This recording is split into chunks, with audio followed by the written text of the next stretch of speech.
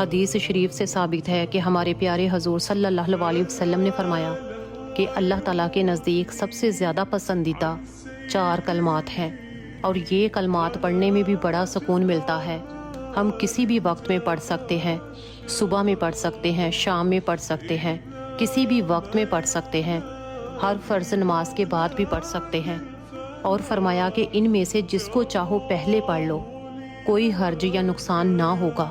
اور حضور صلی اللہ علیہ وسلم نے یہ بھی فرمایا کہ جو میری حدیث کو سنے اور آگے دوسروں کو بھی بتائے گا تو روز قیامت اس کو میری شفاعت نصیب ہوگی۔ اب اللہ تعالیٰ کے 4 پسندیدہ کلمات پڑھتے ہیں۔ سبحان اللہ والحمد للہ ولا الہ الا اللہ واللہ اکبر۔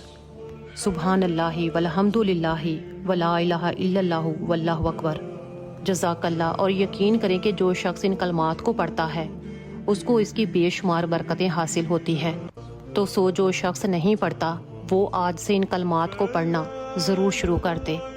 اللہ تعالی ہم سب کی پریشانیوں کو دور فرمائے۔ کمنٹ سیکشن میں آمین ضرور لکھ دیں۔